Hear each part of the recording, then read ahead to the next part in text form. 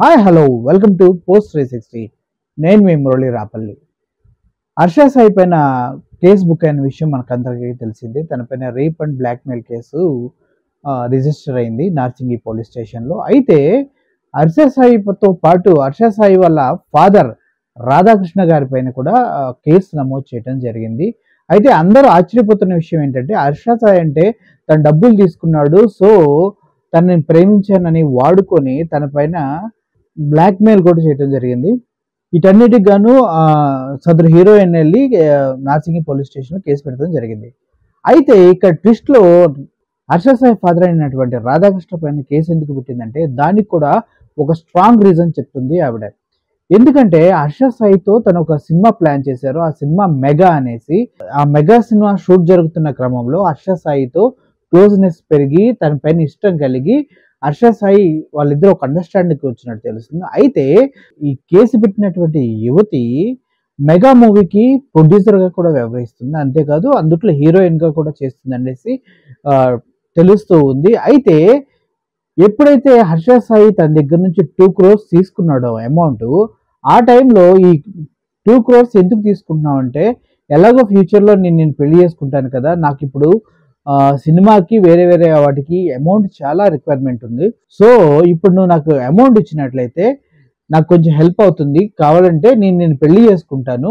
పెళ్లి చేసుకున్న తర్వాత నీ డబ్బేంటి నా డబ్బేంటి అని మాయ మాటలు చెప్పినట్టు తెలుస్తుంది.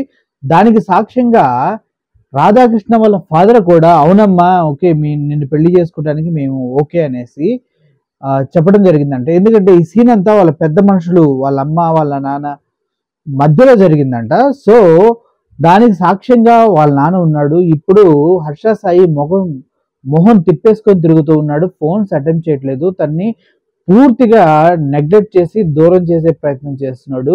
పెట్టిన డబ్బు, స్టార్ట్ చేసిన మూవీ, తన క్యారెక్టరు, తను పడిన మనక్షోభ ఇవన్నిటిని దృష్టిలో పెట్టుకొని హర్ష సాయితో అగ్రిమెంట్ అయిన టైంలో వాళ్ళ ఫాదర్ రాధాకృష్ణ గారు కూడా ఉండటంతో దానికి అతను కూడా బాధ్యునిగా చేస్తూ ఎవరైతే ఈ హీరోయిన్ ఉందో తను ఇద్దరి పైన కేసు పెట్టడం జరిగింది. కాకపోతే ఇప్పుడు తిను చాలా మందికి వస్తున్న అనుమానం ఏంటంటే, చాలా మంది ఏమడుగుతుందంటే పోక్సో యాక్ట్ వీళ్ళపైన కూడా ఇంప్లిమెంట్ అవుతుందా, హర్ష సాయికి కూడా పోక్సో యాక్ట్ కింద అరెస్ట్ చేస్తారా అని అడుగుతున్నారు. కానీ అది ఎంత మాత్రం కాదు. ఎందుకంటే ఒకవేళ డబ్బులు తీసుకుని హర్ష సాయి తప్పుకొని తిరుగుతూ ఉంటే అది 420 చీటింగ్ కేసు కింద వెళ్ళిపోతుంది. అదే కనుక తనని శారీరకంగా వాడుకొని మాయ మాటలు చెప్పి పెళ్లి చేసుకుంటాన్ని నమ్మించి తనని అనేక విధాలుగా వాడుకొని వదిలేస్తే మాత్రం అది చాలా పెద్ద కేసు అయ్యేటువంటి ఛాన్సెస్ ఉన్నాయి. దానికి డిఫరెంట్ సెక్షన్స్ కింద కేసు బుక్ చేసే అవకాశం ఉంది. ఇప్పుడు ఈ ట్విస్ట్ అన్నిట్లో రాధాకృష్ణ గారు వాళ్ళ ఫాదర్ని ఎంటర్ చేయడం వల్ల కేసుకి ఇంకొంచెం బలం చేకూరింది. అదే కాకుండా 2 కోట్లు ఏవైతే ఇచ్చిందో వాటికి ఒక షూరిటీగా ఆయన ఉన్నాడు కాబట్టి ఈ కేసులో అతన్ని కూడా మెన్షన్ చేయాలని వాళ్ళ లాయర్ చెప్పినట్టుగా తెలుస్తుంది. టోటల్గా హర్ష సాయి వాళ్ళ ఫాదర్ని ఈ కేసులో ఇరికించడానికి గల కారణం ఇదని తెలుస్తూ ఉంది. Thank you for watching this video. I'm only signing off. Thank you so much.